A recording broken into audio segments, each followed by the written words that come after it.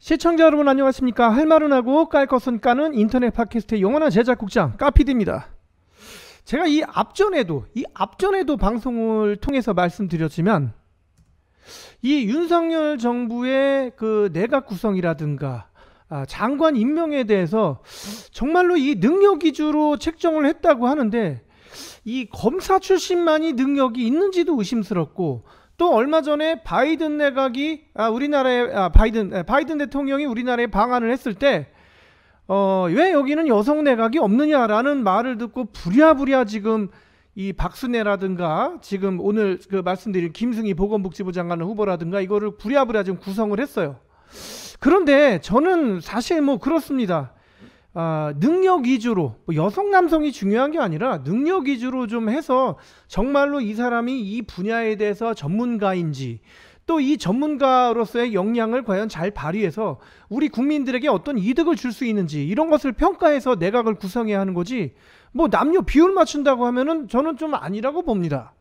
자, 그래서 오늘 말씀드릴 거는 이 까도 양파 같은 김승희 보건복지부 장관의 어떤 여러 가지 문제라든가 이런 비리, 이런 것들을 좀 한번 까보도록 하겠습니다. 자, 일단은 전형적인 탐관오리예요. 탐관오리.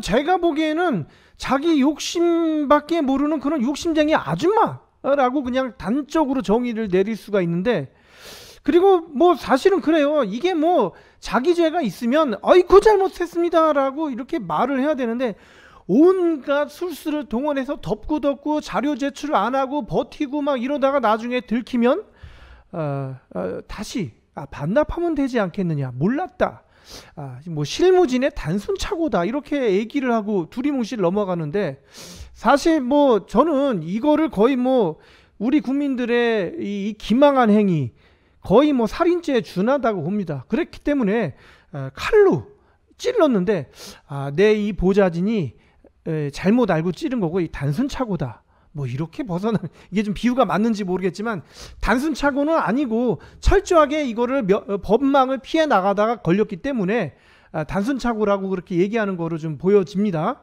저는 사실 이런 거예요. 이런 부적격자가 되는 사람을 결국은 대통령 권한으로 임명 강행을 할 거라고 보거든요. 한동훈이도 임명 강행을 했는데 어떻게 될지 모르겠어요. 지금 옛날 정호영은 너무나도 비리가 많아서 나가리 됐는데, 지금 이 김승희 보건복지부 장관 후보도 거의 정호영에 못지않은 여러 가지 비리들을 가지고 있는데, 이거를 사실은 난 윤석열 대통령께 이렇게 말씀드리고 싶어요. 당신이 옛날에 그 후보자 시절에 그렇게 강조했던 버르장머리를 고쳐주겠다, 이런 본때를 보여주겠다, 이런 것처럼 이런 탐관오리들이 장관직으로 스물스물 올라오는 거를 정말 버르장머리를 고쳐서라도 낙마를 시켜야 되고 아주 발을 못 붙이게 해야 돼요. 그렇기 때문에 윤석열 대통령의 어떤 역량에 기대를 좀 하고, 사실 이런 패단은 현 정부부터는 정말로 없어져야 할 패단이라고 봅니다. 자, 이 가장 첫 번째로 우리 장관 후보들이 가장 우리 인사검증에 있어서 맨날 걸리는 게 뭐냐면 부동산 투기라든가 자녀 특혜라든가 이런 것들이 있어요. 아니, 없는 사람이 없을 정도예요. 그래서 이번에도 이 김승희에게 일어나는 부동산 투기 의혹을 제가 몇 가지를 제기를 해봅니다.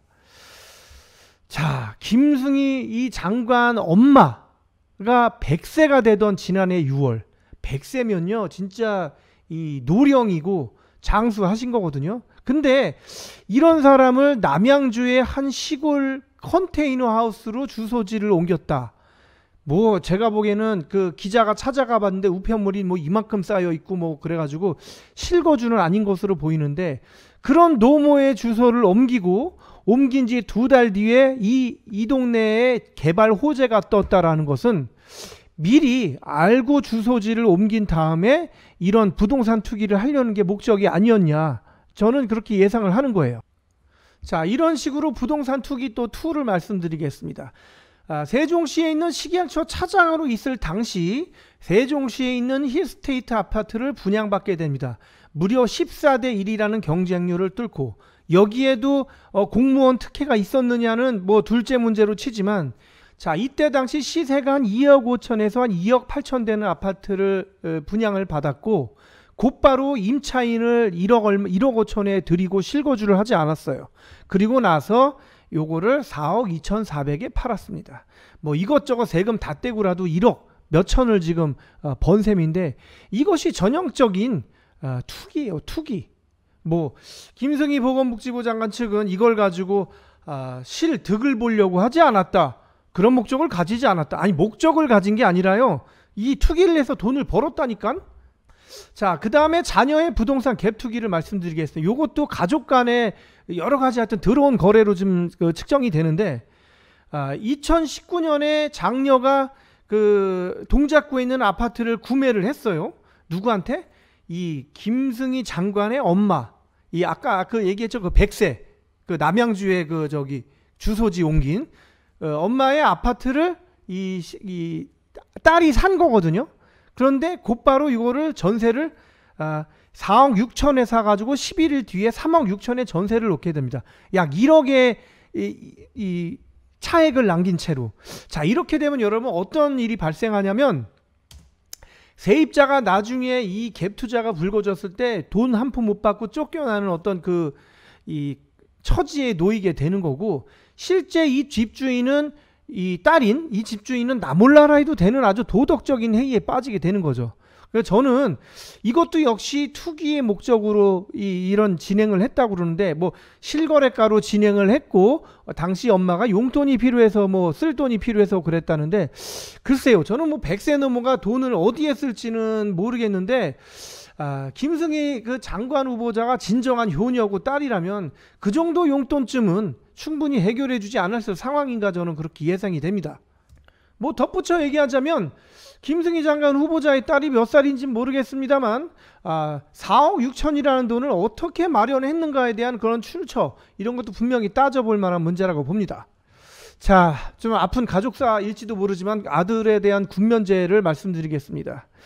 자, 아들은 그 초등학교 시절 날카로운 그 물체에 의해 눈이 찔려가지고 실명 상태라고 했습니다. 그러면 요거는 사실 그 면제 사유가 될 수 있어요. 당연히 뭐 사격도 안 되고 하니까. 그런데 이렇게까지 다 얘기해 놓고 나서 면제 사유에 대한 어떤 서류를 공개하라니까는 그거는 거부를 했어요. 이유는 이 프라이버시고 아들한테 상처가 되기 때문에. 그런데 아니, 이미 어떤 사유인지 다 얘기를 해놓고선 그거를 갖다가 못 밝히겠다라고 하는 것은 제가 보기에는 물론 밝히지 못할 어떤 그 비리적인 사연이 있지 않나, 그렇게 예상이 됩니다. 어쨌든 우리 국민들이 왠지 삐지는 거는 장관 후보자의 아들이라든지 고위 공무원 공직자의 아들들은 왜 그렇게 면제율이 많은가, 왜 그렇게 잘 다치고 그 다친 와중에도 사회생활 하는데 정상인 이상으로 잘 사회생활을 하는가에 대한 의문이 들기 때문에 그런 거죠. 전 이것도 좀 국민의 알 권리를 위해서 한번 오픈을 해주는 게 어떨까 얘기를 드리는 겁니다. 자, 이 옛날 그 KT 김성태 국회의원의 이 딸이 특혜 의혹을 받았죠. 취직을. 그 이후로 뭐 이 정치인이나 고위공무원 2세들의 어떤 특혜 취업에 대한 것은 뭐 사실 그 하루 이틀 일이 아니죠. 그런데 여기도 지금 특혜 의혹이 있어요. 근데 이거는 제가 보기에는 너무 좀 황당한 사건이라 지금 말씀을 드리는데, 여주에 있는 그 국토교통부 산하에 있는 공공기관인데 뭐 수자원 환경 뭐 어쩌고저쩌고 하는 건데, 여기서 이 직원을 채용을 한다, 어떤 뭐 이 사원을 모집한다, 어떤 채용 공고가 있으면은 당연히 자기네 사이트에 올리는 것이 기본이고 두말할 것도 없는 정설이에요. 그런데 거기에 올리지 않았고 나중에 지금 그냥 냅다 지원해서 된 걸로 돼 있지만 나중에 알고 보니까 민간 채용 사이트에다가 올린 이력이 뭐 있다고 주장을 하는데, 그 링크는 뭐 찾아볼 수도 없고 그 링크를 뭐 제시를 하지. 저는 이 수년 전에 민간 업체라도 그런 구직 공고가 링크가 왜 없어지는가에 대한 의문도 사실 듭니다. 이 링크라는 것이 왜 없어졌을까요? 저는 좀 이해가 안 가요. 아마 링크가 실질적으로 존재하지 않았거나 그냥 있었다고 그냥 주장하는 일방적인 것을 둘 중에 하나로 보이는데, 이것도 사실은 상식에 어긋나는 거죠. 자, 생각을 해보세요. 아니 내가 내 회사에 채용 공고를 내는데 내 회사 사이트에 안 넣고 다른 데 넣었다라는 것이 말이 됩니까? 그리고 그렇다 하더라도 지원자가 한 명이라는 게 말이 돼요? 뭐 한간은 이럽니다. 거기가 좀 접근성이 안 좋고 뭐 교통편이 안 좋아서 지원자가 없었다라고 해석이 된다고 하는데, 천만의 말씀, 그런 공기업에는 지원자가 내가 보기에는 100, 200, 300명 이상 1000명 가까이 지원했을 것이다. 제대로 된 공고물이었으면. 근데 여기에 혼자 지원해서 혼자 취업을 했다? 라는 것도 제가 보기에는 굉장히 상식적이지 않은데 절차상 문제가 없다라고 얘기하는 것도 좀 어떻게 보면 회피적인, 면피적인 아주 비겁한 짓이라고 볼 수 있겠습니다. 저는 이것도 여담입니다만 우리 그 정신 2세들, 고위공직자 그 2세들이 이런 식으로 특혜 의혹으로 이 취업이라든가 뭐 부라든가 이런 것을 여러 가지로 그 누린 이 자식들, 뭐 유학도 마찬가지고, 이런 자식들이 과연 이 부모의 어떤 그 찬스가 사라졌을 때, 찬스로 누린 그 세대가 그 찬스가 사라졌을 때 이 부모님을 갖다가 얼마나 욕하고 심지어는 때리고 짓밟을 것인가, 저는 그런 그 우려가 듭니다. 사실 이런 이 부모로서 이런 것이 굉장히 애한테 잘한다고 생각할지 모르지만 이거는 폐륜 자식을 생산하는 방법에 불과하지 않다라는 것을 똑똑히 경고를 해둡니다.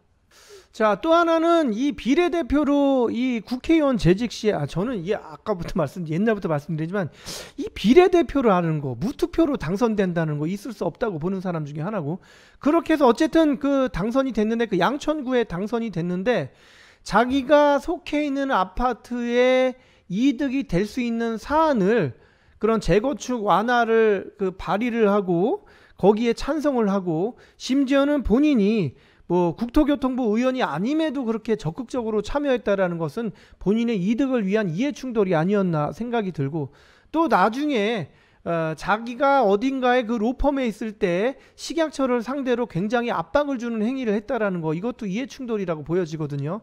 요거는 이제 여러분들이 이제 시간이 없으니까 검색을 통해서 한번 확인해 보시기 바랍니다. 저는 또 이런 것도 있어요. 김승희가 이 국회의원으로 재직 당시에 보좌관이, 이 보좌진이 48번이 교체가 됐어요. 이거는 이 상식적으로 있을 수가 없는 일인데, 뭐 본인이 마음에 안 들어서 잘랐든 아니면은 그 보좌진이 정말로 야, 이 여자 정말 더러워서 못 살겠네 하고 자기가 관뒀든 좀 있을 수 없는 일이다. 이렇게 자주 교체가 되는 거는 제가 보기에는 이 김승희라는 사람의 문제가 있지 않고서는 있을 수 없는 일이다라고 보여지고, 이 문제 있는 사람을 갖다가 장관을 시킨다는 거, 저는 정말로 좀 문제가 있다라고 그렇게 말씀을 드리는 거예요. 48번 보좌진이 교체되었다.